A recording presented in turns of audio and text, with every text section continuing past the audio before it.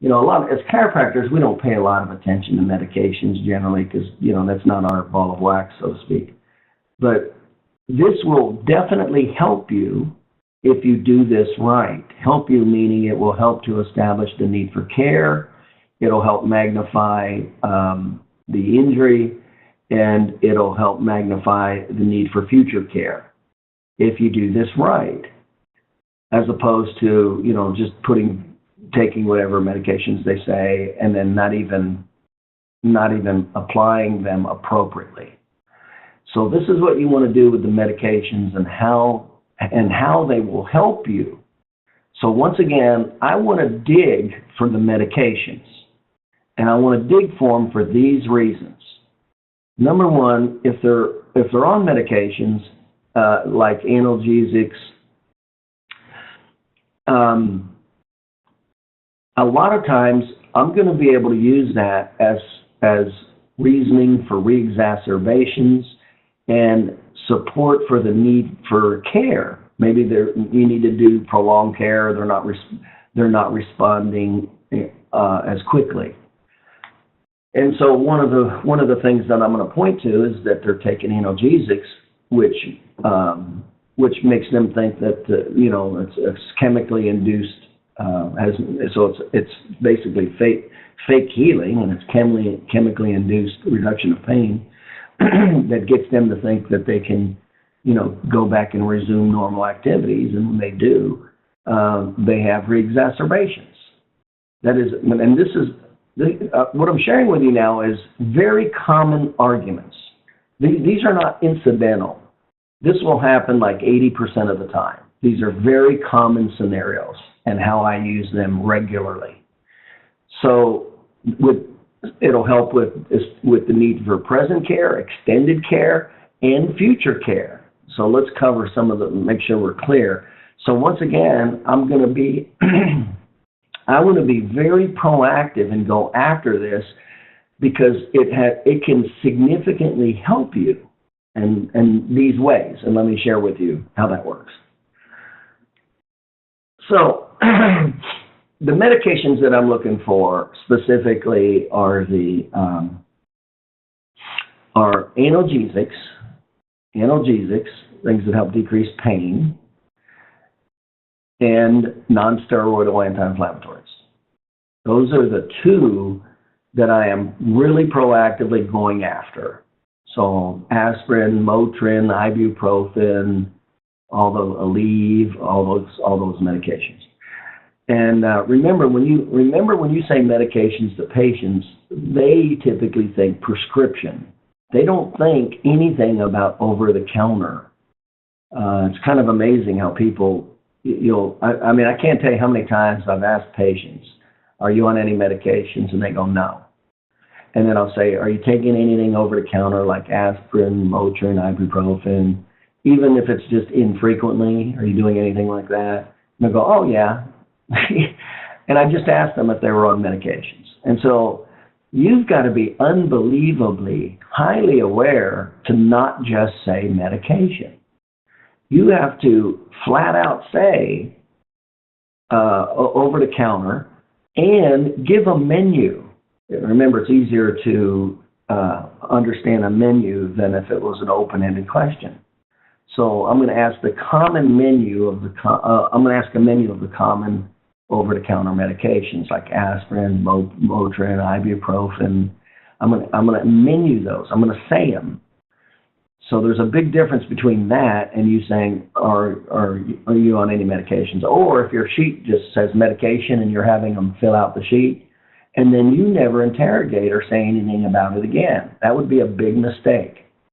So, even in your medication section, I'm not only doing prescription, but itemizing out over-the-counter as a category, and give a menu of common over-the-counter, like what I just did, as opposed to it just saying medications, and then you never talking to them about it.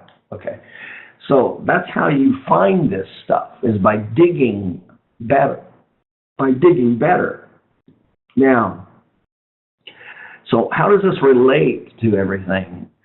Well, in my whether it's my narrative, whether it's in a soap note or a medical report or a narrative, remember if they're analgesics, that would be reasoning for multiple things, and this will be put into a narrative report or a medical report. If they're on any type of analgesics at any frequency at all, because let's face it, if they were 100% normal, they wouldn't take any analgesics. So that helps to suggest, yeah, there is a problem for them to take it.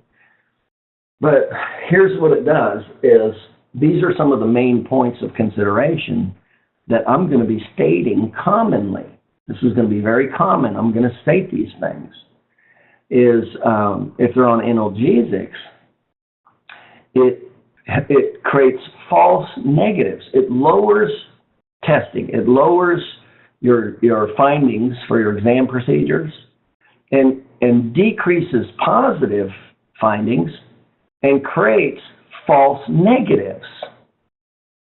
I'm going to say that. It decreases positive findings and it increases false negative findings, meaning that maybe they have a low-grade positive, what would have been a low-grade positive test, like range of motion and overpressure.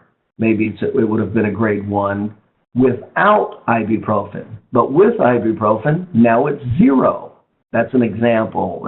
That's kind of a classic example, by the way. So one is the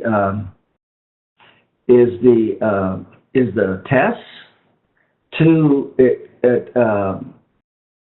that also can result in reexacerbations, because the patient has a false sense of security due to the lowered pain threshold, and so they will resume normal full activities even though the tissue is not healed 100%, and this often causes reexacerbations. Now, if I were you, I would remember what I just said. This is a main supportive component for extending care. When you need to treat somebody at a higher frequency or longer, this is a common supportive argument that they had reexacerbations, but also I'm going to be including possibly why, and one of those is medications. So it either reduces positive findings or it creates false negatives, which again creates reexacerbations, prolongs healing time. I can't tell you how many times I've used that. I mean, it's almost, because people are, they're almost, everybody is taking aspirin or Motrin or ibuprofen to some degree, especially after an injury. And so that was routinely entered in my medical reports or soap notes, and it helped supported prolonged care. So remember, if you have prolonged care and you don't have any documentation why it's prolonged, that's when you get IMEs. In other words, there's no reasoning behind what you're doing. And when there's no reasoning behind what you're doing is when you get your bill. That's when you get, IMEs, and that's when they stop paying your bill and all that kind of stuff. So you have to have reasoning behind everything you're doing. And so this was a very common scenario with medications. And then the third one is, has more to, the third category are the NSAIDs. Remember, the NSAIDs, the non-steroidal anti-inflammatories, inhibit collagen synthesis. And for you guys that maybe are too young to remember, there's a football player called Dick Butkus. He's a really good linebacker on the Chicago Bears in the early 70s, 60s and early 70s. And he won the first $1 million soft tissue injury lawsuit. Dick Butkus did. And the reason he won it is because they kept injecting his knees with steroids. And the steroids obviously obliterates collagen.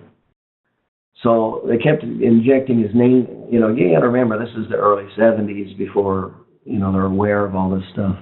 So they're injecting his knees with steroids to make him feel better so he can play, strong anti-inflammatory so he can play Sunday. And by the way, this is exactly why they will not give a steroid injection more than 3 times in any one particular joint.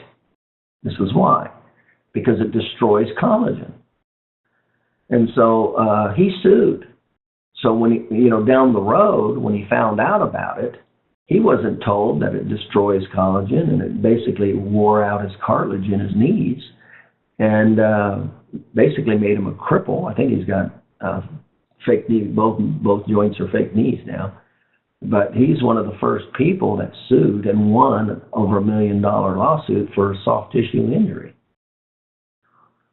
So kind of keep that in mind, the importance of these. So non-steroidal anti-inflammatories will inhibit collagen synthesis. Well, what does that mean relative to the patient, relative to you? Well, what it means is it makes that anatomy weaker. If I have 10 strands of collagen and I take away 5, I'm going to have weaker tissue. That's just all there is to it. So what does that mean to the patient? It means I'm going to have higher likelihood of re-exacerbations. Well, definitely number one is I'm helping to, when that happens, you're helping to propagate a permanent injury through weakness. And remember, the collagen synthesis is limited. The collagen synthesis only happens during the repair phase. It does not happen in the inflammation phase, and it does not happen in the remodel phase. That's why they call it repair. And so there is a window of opportunity for this to happen. And when the non-steroidal anti-inflammatories are taken during that repair phase of healing, that's why it's so important that patients do not take any non-steroidal anti-inflammatories at all during the repair phase. That's why it's so important. You got one chance at this. And so if when they take those, it decreases the strength of the tissue. And what does that mean to the patient? Number one, it's creating a permanent injury. Number two, it's perpetually weakening the area, which allows, when the patient does their normal activities of day-to-day, will increase the likelihood of re-injury. That's what that'll do. So that's what I'm going to be paying attention to. And so that's what I'm specifically looking at for medications. And those are pretty much the 3 things I'll routinely say regular. I mean, you should just like write it down, those 3 things, and then it should be like copy and paste. It should just be, whether it's a SOAP note, whether it's a medical report, or whether it's a narrative report. Dig hard for analgesics, non-steroidals, dig hard for them, and if they have any of them, and then any of them at any frequency, then include those factors. And that helps helps support the need for care. If it's prolonged, it helps to tell why they're not responding as quickly as what they should, and that's very common. And it helps to support that there's a permanent injury, and there's going to be an increase in the likelihood of re-exacerbation because that tissue is just not as strong. It can't hold up over the same activity level.